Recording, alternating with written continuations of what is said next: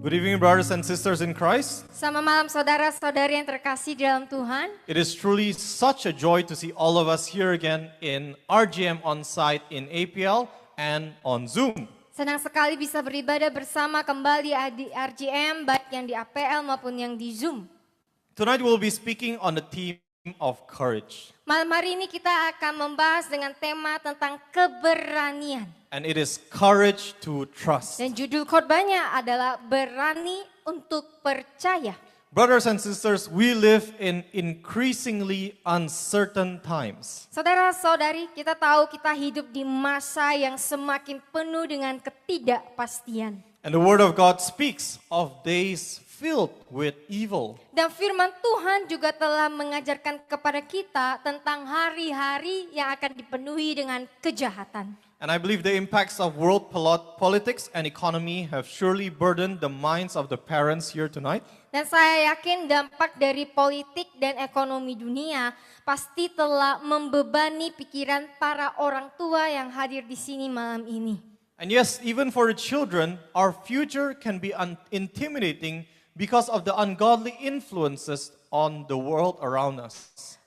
Sama juga dengan anak-anak muda, saya yakin ada beberapa di antara kita yang sudah mulai bisa melihat bahwa masa depan kita itu bisa terasa menakutkan akibat pengaruh-pengaruh yang tidak sesuai dengan firman di dunia ini.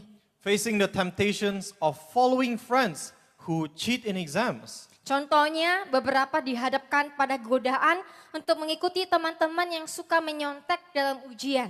Tolerating ungodly people so we are not left out in friend groups. Atau menoleransi orang-orang yang tidak percaya dan tidak beriman agar tidak dijauhkan. Or even LGBT influences that enforce inclusion. Termasuk komunitas LGBT. What are we holding on to when faced with these challenges? Apa yang kita pegang dengan erat saat menghadapi tantangan seperti ini? Too often I hear the world encouraging us to have that indomitable self-confidence. Seringkali saya mendengar orang-orang di sekitar kita mendorong kita untuk memiliki rasa percaya diri yang tidak tergoyahkan. Wise sayings say, you'll get through it, just keep pressing on. Pepatah bijak berkata, kamu pasti bisa melewatinya, teruslah berjuang. Or don't give up. It's going to be alright. Atau akan ada yang berkata, jangan menyerah, semuanya akan baik-baik saja. But how true are these sayings? Tetapi seberapa benar sih perkataan ini? Upon what basis are these so great pillars built? Atas dasar apa perkataan bijak ini dibangun? Brothers and sisters, you will realize that there is no real basis to these claims. Saudara-saudari yang terkasih, kita akan menyadari bahwa perkataan semacam ini tidak memiliki dasar yang kuat. Self-confidence and blind courage lead to destruction. Rasa percaya diri yang berlebihan atau keberanian yang membabi buta hanya akan membawa kehancuran. Proverbs 28 verse 26 warns us, he who leans on, trusts in and is confident of his own mind and heart is a self-confident fool, but he who walks in skillful and godly wisdom shall be delivered. Amsal 28 ayat 26 berkata, orang yang bersandar pada, mempercayai dan yakin pada akal dan hatinya sendiri adalah orang bodoh yang sombong.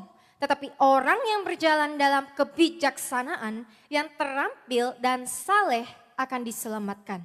Wisdom of the Lord is what saves us.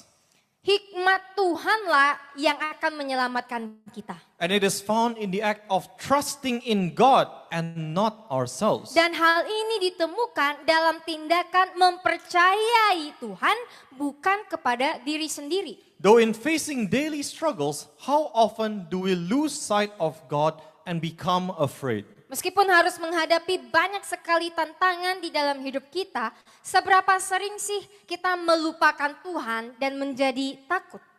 We get caught up and are afraid of the uncertainty of what is to come. Kita takut dan akhirnya kita nggak tahu apa yang akan terjadi ke depannya. The problem is we know the good that we must do, but we do not do it. Masalahnya kita itu tahu kebaikan apa yang harus kita lakukan, tetapi kita tidak mau melakukannya.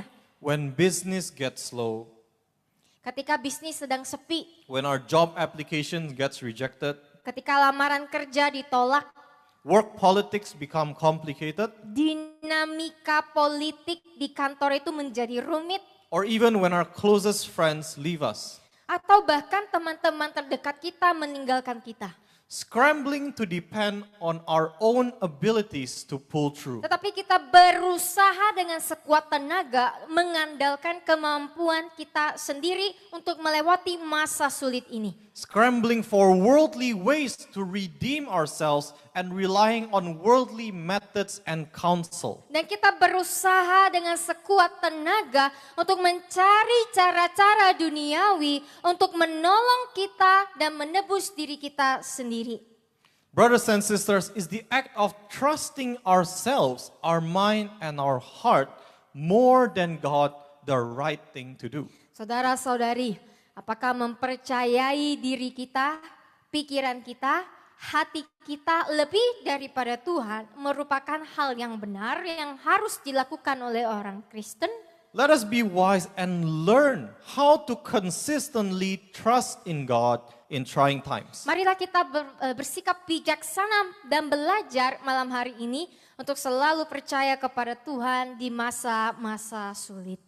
How do we consistently have that courage to trust in our God? Bagaimana kita dapat selalu memiliki keberanian untuk percaya kepada Tuhan kita? Brothers and sisters, to have that courage to trust in God is what gives us that peace to obey and go on. Saudara-saudari, keberanian untuk percaya kepada Tuhanlah yang akan memberikan kita kedamaian hati untuk taat dan terus melangkah. But how do we do that? Tetapi bagaimana caranya? The word of God says in Joshua 1 verse 9 says, "Have I not commanded you? Be strong and courageous. Do not be terrified or dismayed, intimidated, for the Lord your God is with you wherever you go." Yosua 1 ayat 9 berkata, "Bukankah aku telah memerintahkan kepadamu, jadilah kuat dan berani, janganlah takut dan gentar, terintimidasi, sebab Yahweh Tuhanmu menyertai engkau kemanapun engkau pergi." Christ's presence, meaning that His word in us, is our one and only guarantee of courage. Kehadiran Tuhan, artinya firman-Nya yang berada di dalam diri kita hanyalah satu-satu jaminan keberanian kita untuk percaya. Courage is not an object that we can manufacture. Kebenaran, keberanian bukanlah sesuatu yang bisa kita ciptakan sendiri. Only if God is present, if He is with us, then we can be courageous. Hanya jika Tuhan hadir, jika Tuhan bersama dengan kita, barulah kita bisa menjadi berani. We will have no fear no matter what we might face, what we have experienced, or what is in front of us. Kita tidak akan merasa takut apapun yang kita hadapi, apapun yang kita telah alami, dan apapun yang akan menanti di depan. And please understand that courage doesn't mean do nothing. Tetapi saya ingin semua kita mengerti bahwa keberanian bukanlah berarti tidak melakukan apa-apa. It could be, Ya, mungkin bisa demikian. but it is to move and act upon godly wisdom and fearlessly. Tetapi keberanian sesungguhnya adalah kita bergerak dan bertindak berdasarkan hikmat Tuhan serta tanpa rasa takut untuk taat. I repeat, it is to move and act upon godly wisdom and fearlessly. Saya ulangi, keberanian artinya kita bergerak berdasarkan hikmat Tuhan serta tanpa ada rasa takut untuk taat. It also means being faithful to our calling as God's people even when facing challenges that doubt our faith. Keberanian juga berarti kita setia pada panggilan kita sebagai umat Tuhan meskipun kita dihadapkan dengan tantangan yang mengguncang iman kita. Remember how Joshua and Caleb were the only ones who had courage. Ingat bagaimana Yosua dan Kaleb adalah satu-satunya yang memiliki keberanian.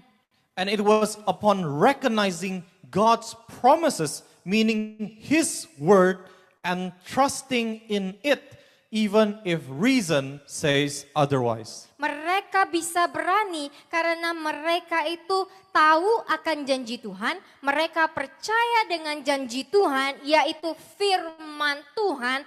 Dan mereka mau melangkah melakukan firman Tuhan itu meskipun akal sehat mereka berkata itu tidak mungkin. But recognize this, we will have courage only if God is present in our lives. Namun sadarlah hal ini saudara-saudari, kita hanya bisa memiliki keberanian jika Tuhan hadir di dalam hidup kita. How many of us have placed Christ in the center of our lives? Seberapa banyak di antara kita di sini yang telah menjadikan Kristus sebagai pusat hidup kita? Or have we placed security in the world in the center? Atau apakah kita justru menaruh rasa aman dan kepercayaan kita di dalam dunia? 1 John 2 verses 15 to 16 says, "Do not love or cherish the world or the things that are in the world. If anyone loves the world, love for the Father is not in him. For all that is in the world, the lust of the flesh, craving for sensual gratification, and the lust of the eyes, greedy longings of the mind, and the pride of life," meaning having assurance in one's own resources or in the stability of earthly things. These do not come from the Father, but are from the world itself. 1 Yohanes 2 ayat 15 sampai 16 berkata, "Janganlah mencintai dan mengasihi dunia atau segala sesuatu yang ada di dalamnya. Jika seseorang mencintai dunia, kasih kepada Bapa tidak ada padanya. Sebab segala sesuatu yang ada di dunia, nafsu daging, keinginan akan kenikmatan sensual, nafsu mata, keinginan serakah pikiran, dan kebanggaan hidup, keyakinan pada sumber daya sendiri, atau kestabilan hal-hal duniawi, semua ini tidak berasal dari Bapa, melainkan dari dunia sendiri." What does it mean by trusting in one's own resources and the stability of earthly things? Apa sih artinya mengandalkan kekuatan daya sendiri dan kestabilan hal-hal duniawi? It means to feel safe because of them. Artinya kita merasa aman dengan hal-hal tersebut. Your peace of mind is determined by the numbers on your account. Ketenangan dan kedamaian pikiran saudara itu ditentukan dengan jumlah uang di rekening saudara. The title on your front desk. Jabatan yang ada di meja saudara. The friends you have around you. Teman-teman di sekitar saudara. The work of your hands. Dan bahkan hasil kerja tangan saudara sendiri. Yes, it even means your God-given looks and your relationships. Termasuk penampilan dan hubungan saudara. It is the dependence of ability and status to accomplish things. Hal itu terletak pada ketergantungan pada kemampuan dan status untuk mencapai sesuatu. I still can. Saya masih bisa, I still have. aku masih punya. Therefore, our prayers in trying times become, God give me this, God give me that. Oleh karena itu doa-doa kita di masa-masa sulit, kita berdoa, Tuhan kasihkanlah aku ini, kasihlah aku itu. Because we find it easier to trust in God when we can see and count His goodness. Sebab kita merasa lebih mudah untuk percaya kepada Tuhan ketika kita bisa merasakan atau melihat kebaikannya. Without realizing we have loved them more than God. Tetapi tanpa kita sadari, kita lebih mencintai itu semua daripada Tuhan. And we place our priority in searching for them, security in keeping them, and we have left our love for God for them. Dan kita telah menempatkan prioritas keamanan kita pada upaya dengan mencari hal-hal itu, kestabilan itu, hal-hal duniawi itu. Dan kita berusaha keras mempertahankan itu semua sehingga kita mengenyampingkan cinta mula-mula kita kepada Tuhan. Do we realize that finding assurance in our abilities and material wealth is to find pride in the blessings that God has granted us? Apakah saudara sadar bahwa mengandalkan kemampuan dan kekayaan kita berarti kita membanggakan berkat-berkat yang telah diberikan Tuhan kepada kita? The love of the Father is not in Him who loves the world. Orang-orang seperti ini adalah orang-orang yang tidak memiliki kasih Bapa, dan kasih Bapa tidak ada pada orang yang mengasihi dunia. There is no point in striving for courage when God is not there. Tidak ada gunanya berusaha berani untuk percaya jika Tuhan tidak ada di hidup saudara. It is the reason why some of us are not able to be courageous in trying times. Itulah sebabnya mengapa sebagian dari kita tidak mampu berani percaya di masa-masa sulit. It is because there is no presence of God to place our courage in. Karena kita tidak memiliki hadirat Tuhan yang dapat menjadi sandaran utama kita untuk percaya. The fire upon which we warm ourselves has been put out. Api yang selama ini yang menghangatkan kita telah padam. We cannot feel the heat. We cannot pretend to feel the heat and become warm. Kita nggak bisa berpura-pura merasakan panasnya hadirat Tuhan dan merasa hangat. We need that real and tangible fire. Kita membutuhkan api yang nyata, api yang dapat dirasakan. Christ needs to reign in our hearts. Kristus, Yesus harus berkuasa di dalam hati kita. His word needs to be there in order to govern us. Firman-Nya harus ada di dalam hati kita dan mengatur hidup kita. It is His presence, the presence of the word of God in our lives that gives us courage. Karena hanya hadirat Tuhan, hanya hadirat firman-Nya yang satu-satunya yang dapat memberikan kita kepercayaan untuk percaya kepada Tuhan. Ezekiel 36 verses 26 to 27 says, "A new heart will I give you, and a new spirit will I put within you. And I will take away the stony heart out of your flesh and give you a heart of flesh. And I will put my spirit within you and cause you to walk in my statutes. And you shall heed my ordinances and do them." Yehezkiel 36 ayat 26 sampai 27 berkata, "Aku akan memberikan kepadamu hati yang baru dan roh yang baru akan aku taruh di dalammu. Aku akan mengambil hati yang keras dari dagingmu dan memberikan kepadamu hati yang lembut. Dan aku akan menaruh rohku di dalammu dan membuatmu berjalan menurut ketetapanku. Dan kamu akan mendengarkan perintahku dan melakukannya." His spirit is the guarantee of His presence. Roh Tuhanlah adalah jaminan akan hadirat Tuhan. And it is found in us when we walk in His statutes and heed and do them. Dan roh itu ada di dalam diri kita apabila kita hidup sesuai dengan ketetapan-ketetapannya serta mendengar dan melakukannya. The first step to have courage is to obey. Langkah pertama untuk memiliki keberanian adalah taat. Say to your neighbor, the first step to have courage is to obey. Katakan kepada sebelahnya, untuk berani harus taat. It is not only knowing without the practice. Bukan sekedar mengetahui firman tanpa mempraktekkannya. Walk, heed, and do the word of God. Hidupilah, perhatikanlah, dan lakukanlah firman Tuhan. Is this not what the Spirit of the Lord has moved us to do? Bukankah melakukan hal-hal itu adalah bentuk orang-orang yang tinggal di dalam roh? We will not be governed by the word of God if our lives are not transformed into the radical obedience of the Lord and the abandonment of our fleshly desires. Kita tidak akan bisa hidup sesuai dengan firman Tuhan jika hidup kita tidak diubahkan menjadi ketaatan yang total kepada Tuhan dan kita tidak rela mematikan terhadap keinginan-keinginan duniawi kita.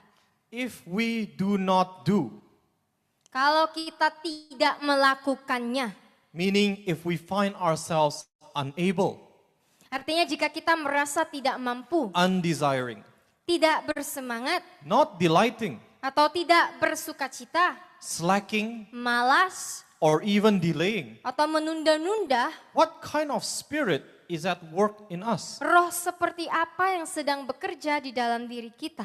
Can we see that without firstly obeying, there is no possible way we can surrender and trust in God? Bisakah kita menyadari bahwa tanpa terlebih dahulu taat kepada Tuhan, kita nggak mungkin bisa berserah diri dan percaya kepada Tuhan? What dwells in us when we disobey? Apa yang ada di dalam diri kita ketika kita memilih untuk tidak taat?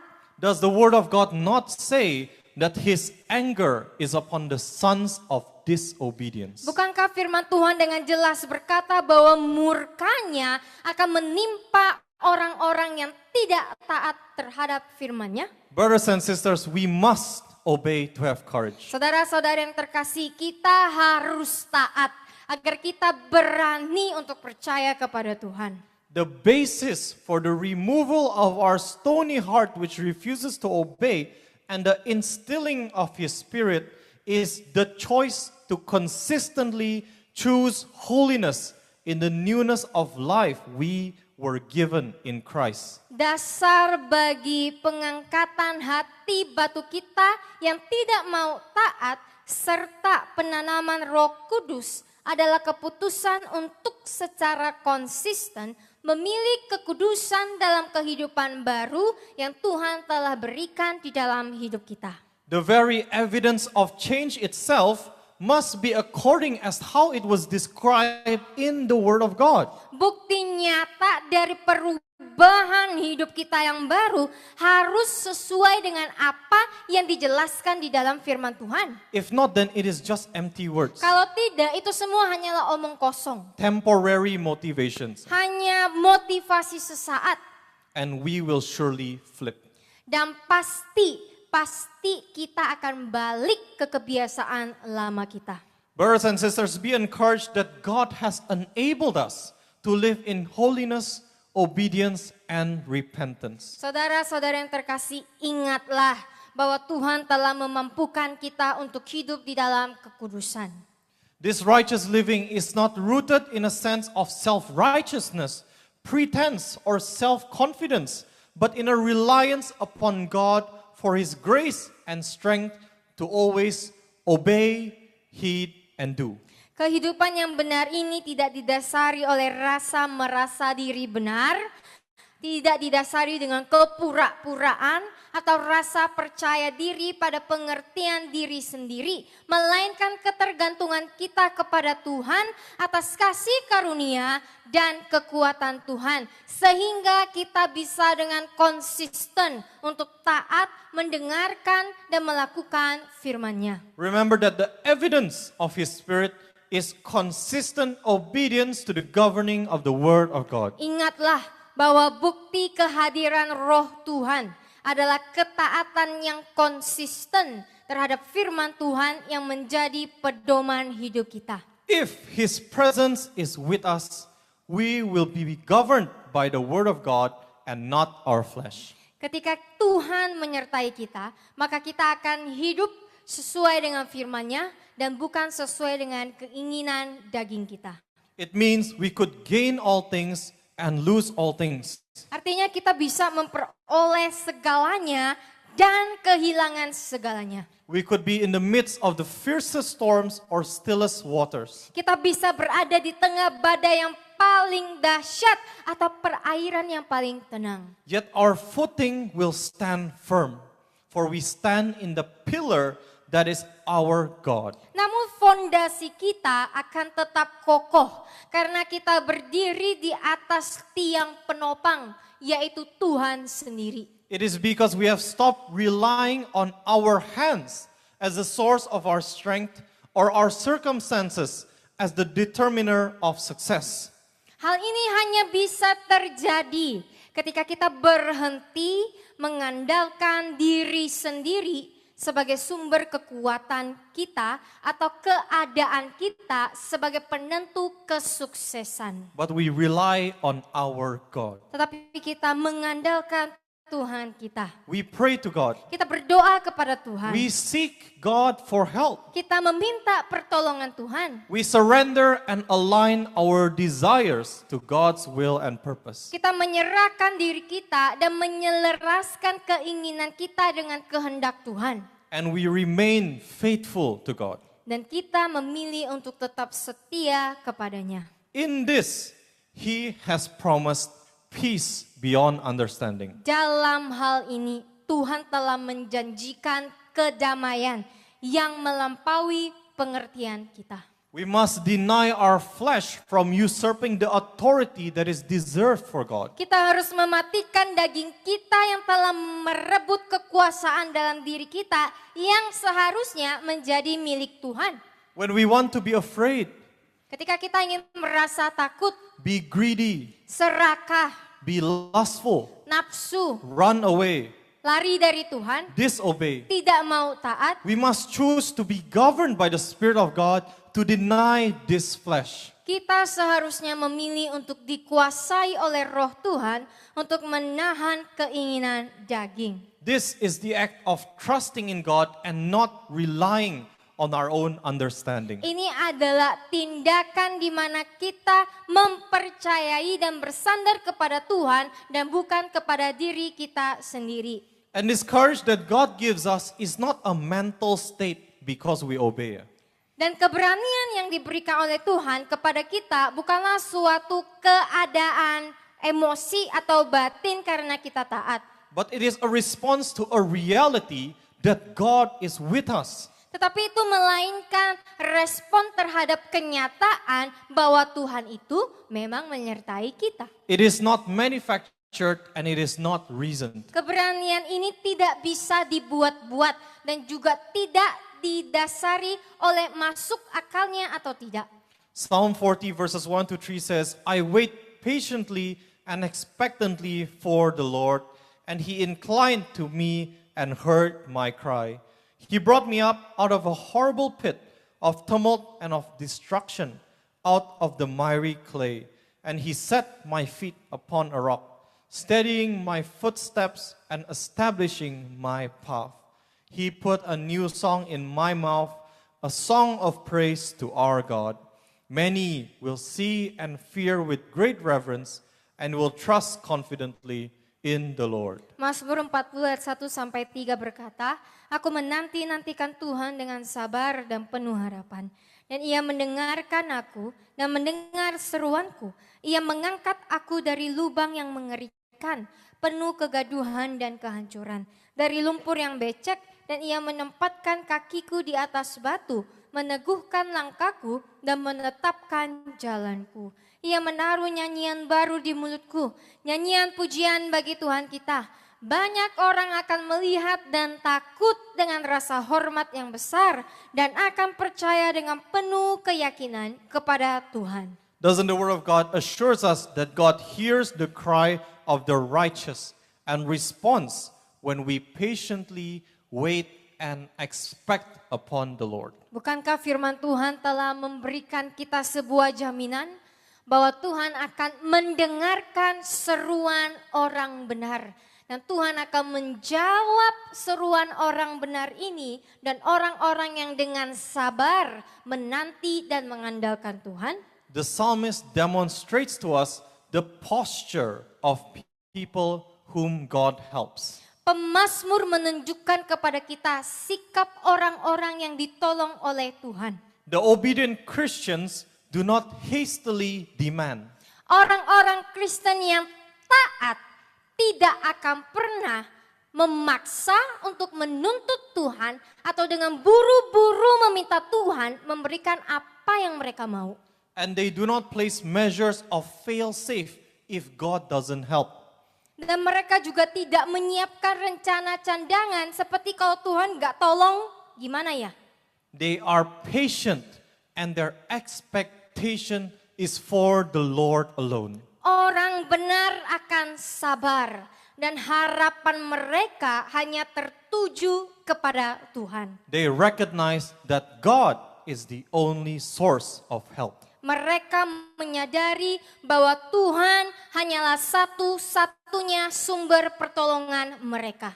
They are the ones who, when faced with trouble, sought to find God and not complain to gossiping friends. Dan mereka adalah orang-orang yang ketika dihadapkan dengan masalah tidak akan langsung bergosip, tapi akan datang terlebih dahulu kepada Tuhan. They do not dump emotions nor get angry out of frustration. Orang ini tidak akan melampiaskan emosi, tidak akan marah hanya karena frustasi. They do not approach God with distrust. Mereka juga tidak akan mendekat kepada Tuhan, tetapi hati mereka tidak percaya. Nor do they stress or get depressed or Atau grow weary. mereka juga tidak akan stres, mereka tidak akan tertekan, depresi atau merasa lelah. Waiting patiently and expectantly means a confidence posture that God will answer. Menunggu dengan sabar dan penuh keyakinan di hadapan Tuhan berarti menunjukkan sikap keyakinan bahwa Tuhan akan menjawab doa kita. It does not mean we do not do nothing. Itu bukan berarti kita tidak melakukan apa-apa. No, we must continue to do our work faithfully, but we let God be the one who works and determines the outcome. Kita tetap harus melakukan bagian kita dengan setia, tetapi kita juga mengizinkan Tuhan untuk bekerja dan menentukan hasilnya. Therefore, the people governed by the word of God are peaceful. Makanya orang-orang yang dituntun oleh firman Tuhan penuh dengan kedamaian. They have self-control and are kind. Dan mereka juga memiliki pengendalian diri, mereka tetap baik. They are patient, meaning to have patience in the act of waiting. Dan mereka juga sabar dalam menanti. And it is not sensual, meaning they're only prioritizing sensual pleasures. Dan mereka artinya menantikan ini tidak sensual, artinya hanya mengutamakan kenikmatan duniawi. They are not impure in wanting the desires of the world. Mereka juga memiliki hati yang tidak iri hati atau yang murni karena mereka tidak menginginkan hal-hal dunia. And they are not envious in wanting what others have. Mereka juga tidak akan cemburu, tidak iri hati, dan tidak menginginkan apa yang orang lain punya. Yes, and our responses are to glorify God in through His saving acts. Ya, dan respon kita adalah tetap memuliakan Tuhan melalui perbuatan-perbuatan keselamatannya. In this, the Word of God is teaching us gratefulness. Dalam hal ini firman Tuhan mengajarkan kita untuk bersyukur. Out of His deliverance, we must be living in response to His loving kindness as our act of gratitude. Atas pertolongan Tuhan, kita seharusnya hidup sebagai wujud respon atas kasih setia Tuhan sebagai ungkapan rasa syukur kita. How many times have we backslidden even after witnessing God's deliverance? Berapa sering sih kita menyimpang dari jalan Tuhan bahkan setelah menyaksikan begitu banyak pertolongan Tuhan di dalam hidup kita. I myself remembered many moments when God has done so much good for me. Saya sendiri ingat begitu banyak sekali momen ketika Tuhan telah melakukan begitu banyak hal di dalam hidup saya. Too much for me to count. Terlalu banyak untuk saya hitung. From my daily necessities, preventing me from falling into sin, the sponsorship so I could study, safety even in accidents, how the Lord has indeed done good. Mulai dari kebutuhan sehari-hari saya, mulai Tuhan melindungi saya agar tidak jatuh di dalam dosa. Bagaimana penyediaan Tuhan juga bagi kuliah saya dan hingga keselamatan, bahkan saat terjadi kecelakaan. Saya bisa melihat betapa Tuhan sungguh telah melakukan begitu banyak kebaikan di dalam hidup saya. But how have my responses compared to His help? Namun bagaimana tanggapan saya dibandingkan dengan pertolongan Tuhan? How have we responded, brothers and sisters? Bagaimana kita telah menanggapi itu, saudara-saudari? Are we not ashamed of our lives in comparison to the passion we once had in our first love? Bukankah kita malu melihat kehidupan kita saat ini jika dibandingkan dengan kasih mula-mula yang pernah kita miliki? Let us commit ourselves to never backsliding in our faith. Marilah kita berkomitmen mulai hari ini untuk tidak mundur dalam iman kita. By living faithfully in gratitude, others will see and also fear and trust confidently in the Lord. Dengan hidup setia dalam rasa syukur kita kepada Tuhan, orang lain akan melihat, orang lain mungkin juga akan takut serta percaya kepada Tuhan dengan penuh keyakinan. May whatever happen in our lives, even if we find ourselves in miry clay, may we stand firm in obedience and surrender. Apapun yang terjadi dalam hidup kita, bahkan jika kita terjebak dalam lumpur yang dalam, semoga kita tetap teguh dalam ketaatan dan menyerahkan diri kita kepada Tuhan. It is in His presence that our God becomes our consistent source of strength, our stronghold, and our portion. Hanya di hadirat Tuhan sajalah kita memiliki sumber kekuatan yang tidak akan pernah habis. Benteng perlindungan kita dan porsi kita di dalam Tuhan tetap ada. Lamentations 3 verses 24 to 25 says, "The Lord is my portion and my inheritance, says my soul. Therefore I have hope in Him and wait expectantly for Him. The Lord is good to those who wait confidently for Him, to those who seek Him on the authority of God's word." Ratapan 3 ayat 24 sampai 25 berkata, Tuhan adalah porsiku dan warisanku, kata jiwaku. Oleh karena itu, aku berharap kepadanya dan menanti-nantikannya dengan penuh pengharapan. Tuhan baik bagi mereka yang menanti-nantikannya dengan penuh keyakinan, bagi mereka yang mencarinya berdasarkan firman Tuhan. As our portion, we trust and rely on Him even if we do not get what we want. Sebagai bagian dari hidup kita, kita harus percaya dan bergantung kepada Tuhan meskipun kita tidak mendapatkan apa yang kita inginkan. And we will not worry and we will find peace in His presence even when we are suffering. Bahkan ketika kita cemas, kita tahu kita tidak akan cemas lagi karena kita telah menemukan kedamaian di dalam hadirat Tuhan. Because we recognize our help, true help, comes from the Lord. Karena kita menyadari bahwa pertolongan kita, pertolongan yang sejati dan sesungguhnya hanya datang dari Tuhan. The work of our hands are only firm when His hand is holding them. Hasil karya tangan kita hanya akan kokoh jika tangan Tuhan yang memegangnya. Remember, brothers and sisters, it is written, the Lord is good to those who wait confidently for Him, to Ingatlah. those who seek Him on the authority of God's word. Ingatlah saudara-saudara yang terkasih, Tuhan itu baik bagi mereka yang menaati dan menantikan Tuhan dengan penuh keyakinan. Bagi mereka yang mencari Tuhan berdasarkan firman Tuhan. Again, the word of God affirms us that the way we wait is important. Sekali lagi firman Tuhan menegaskan kepada kita bahwa cara sikap hati kita dalam menanti Tuhan itu penting. We must be confident. Kita harus yakin. Do not ever for a second doubt God. Jangan pernah ada sedetik pun kita meragukan Tuhan. Be sure that God is capable and sovereign over the world. Yes, in this world and in the world to come. Yakinlah bahwa Tuhan adalah Tuhan yang penuh dengan kuasa dan berkuasa atas dunia.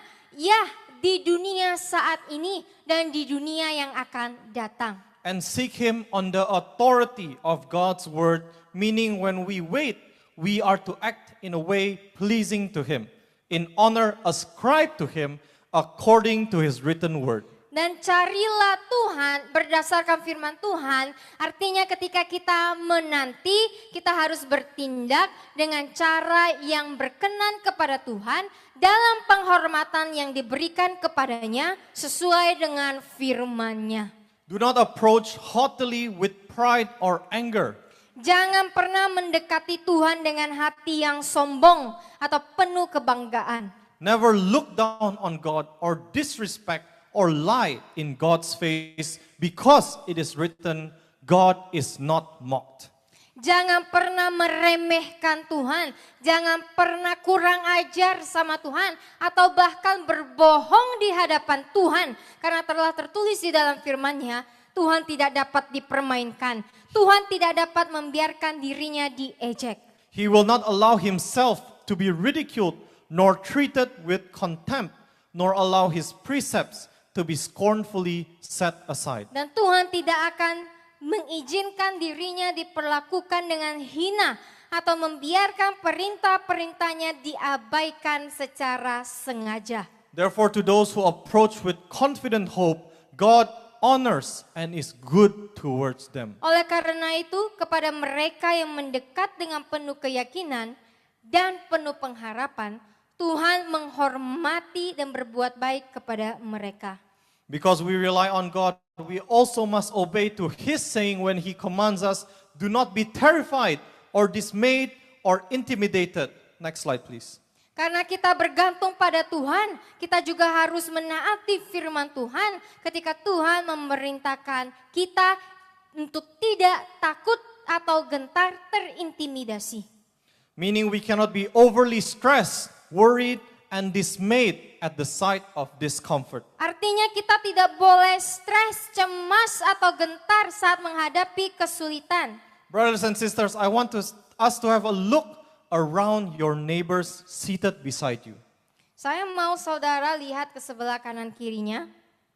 Have they not become witnesses of God's provision and goodness? Bukankah kalian telah melihat atau menjadi saksi atas penyediaan Tuhan dan kebaikan Tuhan di dalam hidup mereka? None of us has yet to beg for bread or lack in clothing. Tidak ada di antara kita yang harus mengemis untuk mendapatkan roti atau kekurangan pakaian. In every difficult times, He has acted to sustain us. Di dalam hal-hal yang tersulit pun, Tuhan selalu bertindak dan menopang hidup kita. Why should we ever worry that God does not provide? Mengapa kita harus khawatir bahwa Tuhan tidak akan menyediakan? How much do we have that is actually still enough? Seberapa banyak sih yang harus kita miliki baru kita bilang itu cukup? How much were we given?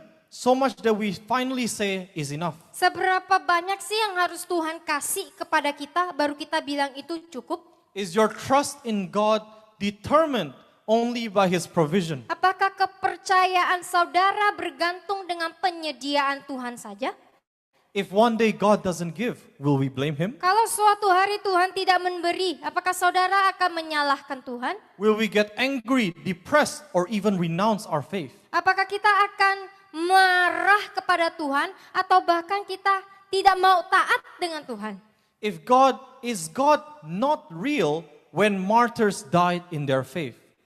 Kalau Tuhan itu tidak nyata, walaupun para martir mati, has God left them? apakah Tuhan meninggalkan mereka? Can we recognize that God's help is sure and His provision will always be enough? Bisakah kita menyadari bahwa pertolongan Tuhan pasti ada dan penyediaan Tuhan itu selalu cukup? That He will not withhold any good thing from those who walk uprightly. Ya, firman Tuhan telah berkata bahwa Tuhan tidak akan menahan hal yang baik kepada siapapun yang berjalan di dalam kebenaran. Yes, and His help comes true even in life after death. Ya, bahkan pertolongan Tuhan ada bahkan ketika kita tidak ada di sini. Did we forget that the Father is preparing dwelling places for His loved ones in heaven? Apakah kita lupa bahwa Tuhan sedang menyiapkan tempat bagi kita, bagi orang-orang yang percaya kepadanya? The question is, if what we want is not pleasing to Him, will we be able to let them go? Pertanyaannya adalah, jika apa yang kita inginkan tidak berkenan di hadapan Tuhan, apakah kita mampu melepaskannya? Will we place His portion higher than our expectations? Apakah kita mengutamakan porsi Tuhan di atas harapan kita? Or have we loved the world more than God? Atau kita lebih mencintai dunia daripada Tuhan? Yes, even if we lose our friends, our family, our job, our savings, our property, it doesn't mean that God has left us. Ya, meskipun kita kehilangan teman, keluarga, pekerjaan, tabungan, atau aset kita, itu tidak berarti Tuhan meninggalkan kita. Know and be assured that He has prepared a sure future to those who walk uprightly. Ketahuilah dan yakinlah bahwa Tuhan telah mempersiapkan masa depan yang pasti bagi mereka yang hidup dengan jujur dan dalam kebenaran. Though we cannot understand, we can still trust. Meskipun kita tidak dapat memahaminya, kita tetap dapat percaya. This is the courage to trust in the Lord. Ini adalah bentuk keberanian kita untuk percaya kepada Tuhan. Isaiah 41 verses 8 to 10 says, "But you, Israel, my servant, Jacob, whom I have chosen, the offspring of Abraham, my friend. You whom I, the Lord, have taken from the ends of the earth and called from its remotest parts and said to you, you are my servant. I have chosen you and have not rejected you, even though you are exiled. Do not fear anything, for I am with you. Do not be afraid, for I am your God. I will strengthen you. Be assured, I will help you. I will certainly take hold of you with my righteous right hand, a hand of justice, of power, of victory, of salvation." Yesaya 41 ayat 8 sampai 10 berkata, "Tetapi engkau Israel hambaku, Yakub yang telah kupilih, keturunan Abraham sahabatku, engkau yang telah kuperoleh dari ujung-ujung bumi, dan kupanggil dari tempat-tempat yang paling jauh, dan kukatakan kepadamu, engkau adalah hambaku, aku telah memilih engkau dan tidak menolak engkau, meskipun engkau dibuang. Janganlah takut apapun, sebab aku menyertai engkau. Janganlah gentar, sebab aku Tuhanmu. Aku akan menguatkan engkau. Percayalah, aku akan menolong engkau. Aku pasti akan memegang engkau dengan tangan kananku yang adil.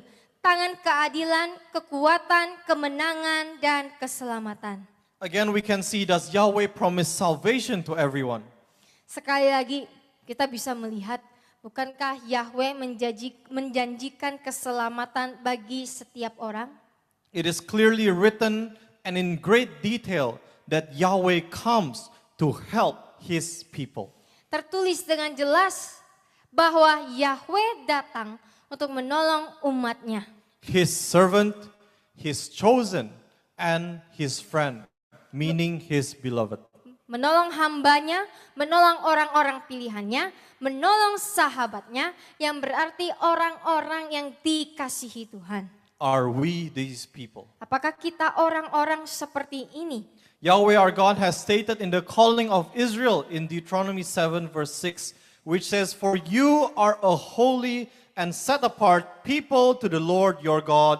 The Lord has chosen you to be a special people to Himself out of all the peoples on the face of the earth."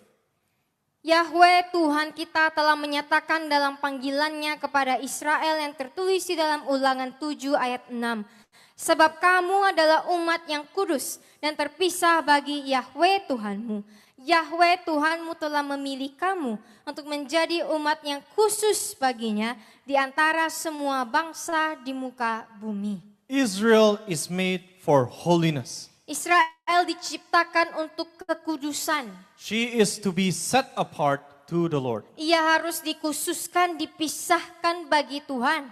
If we are not living in the striving and consistent pursuit of biblical holiness, if we do not consistently choose to obey and be governed by His living word and live each day in remorse, reflection, and repentance, who is to say that our God will recognize us? Jika kita tidak hidup dalam upaya dan pengejaran yang tekun akan kekudusan Alkitabiah, jika kita tidak secara konsisten memilih untuk mentaati dan dituntun oleh firman-Nya yang hidup, jika kita tidak mau hidup setiap hari dalam penyesalan, perenungan dan pertobatan, siapa yang bisa menjamin bahwa Tuhan akan mengenal dan mengakui kita?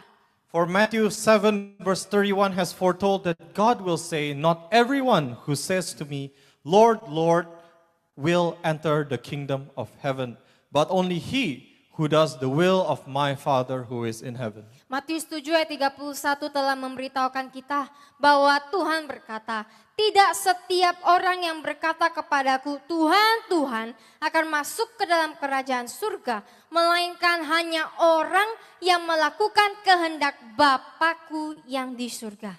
Unless we obey and let the word of God govern in our lives, then we are no different from godless people. Jika kita tidak taat dan membiarkan firman Tuhan mengatur hidup kita, maka kita tidak berbeda dengan orang-orang yang tidak bertuhan. Holiness means to be set apart from the world and consecrated to God. Kekudusan berarti kita dipisahkan dari dunia untuk dikhususkan bagi Tuhan. Isaiah 43 verses 21 to 22 says, the people I formed for myself, that they may set forth my praise, and they shall do it. Yet you have not called upon me, much less toiled for me, O Jacob, but you have been weary of me, O Israel. Yesaya 43 ayat 21 sampai 22. Bangsa yang aku bentuk untuk diriku sendiri, agar mereka memuji aku dan mereka akan melakukannya. Namun engkau tidak memanggil aku, apalagi bekerja untuk aku. Hai Yakub, tetapi engkau telah bosan dengan aku. Hai Israel. Brothers and sisters, the reason we still seek to trust in our own ability and worldly security is because we are still motivated by earthly comfort, lust, and the hidden pursuit of an unrighteous agenda. Saudara-saudari, alasan mengapa kita masih berusaha untuk mengandalkan kemampuan diri sendiri dan keamanan duniawi adalah karena hati kita yang masih terdorong oleh daya tarik kenyamanan duniawi. Kita masih ingin memuaskan nafsu kita dan kita memiliki motivasi atau agenda yang terselubung di dalam hati kita. We choose to do things our way because we will not get what we want in Jesus. Kita memilih untuk melakukan segala sesuatu dengan cara kita karena kita tidak akan mendapatkan apa yang kita inginkan kalau kita mengikuti dengan cara Yesus. Has the Word of God not made a clear separation between Him and the world? Bukankah firman Tuhan telah membuat pemisahan yang jelas antara Tuhan dan dunia? Do you really want to desire sin and set yourselves to become God's enemy? Apakah saudara ingin sekali jatuh ke dalam dosa dan menjadikan diri saudara sebagai musuh Tuhan? The choice to trust in God is a clear-cut decision of obedience. Pilihan untuk percaya kepada Tuhan adalah keputusan ketaatan yang tegas. And the choice to trust in the world, meaning your abilities and material wealth, is also a clear decision of rebellion. Dan pilihan untuk percaya kepada dunia, baik itu kemampuan kita maupun kekayaan materi kita, merupakan keputusan pemberontakan yang sangat jelas. Do we not realize that rebellion is as the sin of witchcraft? Apakah saudara tidak menyadari bahwa dosa memberontak kepada Tuhan merupakan dosa sihir? It is as having denied God's power and choosing to worship the worldly things and trusting in its power. Hal itu sama saja dengan menyangkal kuasa Tuhan dan memilih untuk menyembah hal-hal duniawi serta menaruh kepercayaan pada kekuatan duniawi itu. Can you imagine the people of God whom He has formed for Him to bring glory to His name did not call upon Him, much less toil for Him, yet have become weary of their own Creator. Dapatkah saudara membayangkan umat Tuhan yang telah Tuhan bentuk untuk memuliakan namanya justru tidak memohon atau berseru kepada Tuhan, apalagi berjuang demi Tuhan. Bahkan lebih parah lagi, banyak sekali orang yang melupakan atau bosan dengan Sang Penciptanya. Be sober, brothers and sisters. Recall upon who made you and formed you in your mother's womb. Berpikirlah dengan bijak, bangunlah saudara-saudari. Ingatlah kepada Tuhan yang telah menciptakan dan membentuk kita di dalam rahim ibu kita. It is He who called you for His glory. Tuhan sendiri yang telah memanggil kita demi kemuliaannya.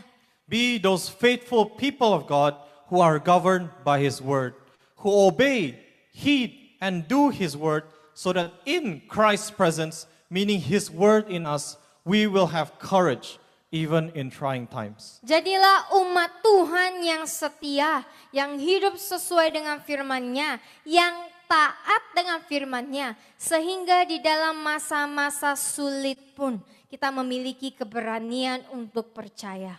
If we have now recognized that we can only have courage in God's presence, may all of us commit ourselves to the consistent pursuit of obedience and surrender. Jika kita hari ini telah menyadari bahwa kita hanya dapat memiliki keberanian di dalam hadirat Tuhan saja, marilah kita semua berkomitmen untuk secara konsisten mengejar ketaatan dan menyerahkan diri kita. Starting from now, be governed by the word of God. Mulai hari ini, marilah kita diatur oleh firman-Nya. Seek to have that presence of Christ in your life. Carilah hadirat Tuhan itu di dalam hidup kita. So before I close, Sebelum saya tutup, even in trying times, bahkan di dalam hal kesusahan, or even worse times that we may not know to come, bahkan hari-hari yang paling buruk yang mungkin belum datang, let us choose to live courageously and faithfully. biarlah kita memilih untuk berani percaya. As Jesus has said in John 16 verses 33, I have told you these things so that in me you may have perfect peace. In the world you have tribulation and distress and suffering, but be courageous, be confident, be undaunted, be filled with joy. I have overcome the world. My conquest is accomplished, my victory abiding. Seperti yang telah dikatakan Yesus di Yohanes 16 ayat 33.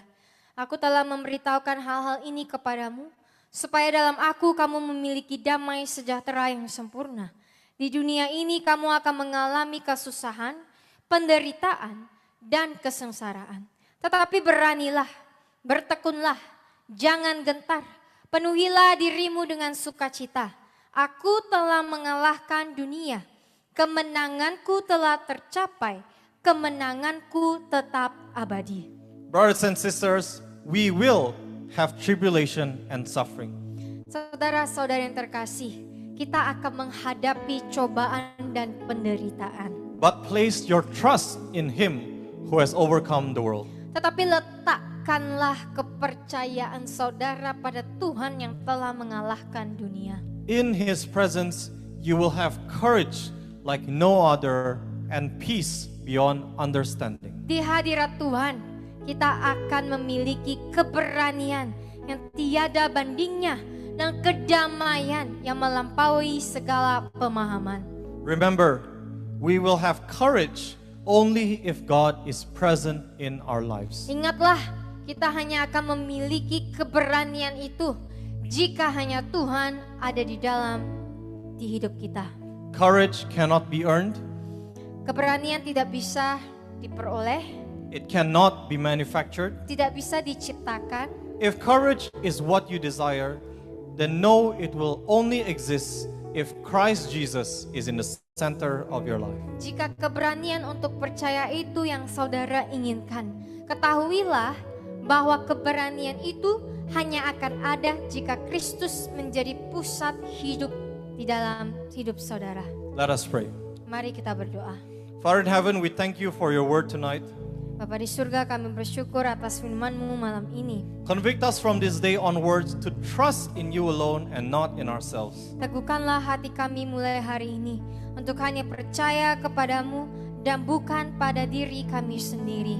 Tonight we choose to place our security in you and not in our abilities. Malam hari ini Tuhan, kami memilih untuk menaruh kepercayaan kami kepadamu bukan pada kemampuan kami. Even in crisis, even in discomfort.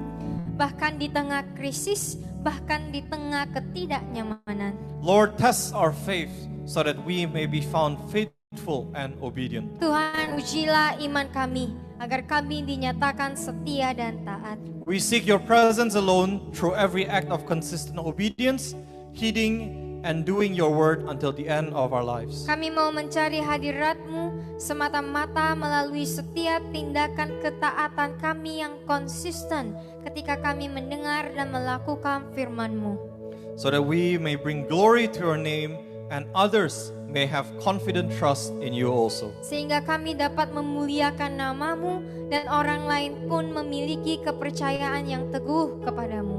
May we live with your peace, Semoga kami pergi dengan damai-Mu Tuhan. to have courage against each and every uncertainty because of the promise of what your presence brings in us. Dan untuk memiliki keberanian menghadapi setiap ketidakpastian. Karena janji akan apa yang hadirat-Mu bawa di dalam diri kami. In Jesus' name we pray. Di dalam nama Yesus kami berdoa. Amen. Amin. Terima kasih, Tuhan memberkati.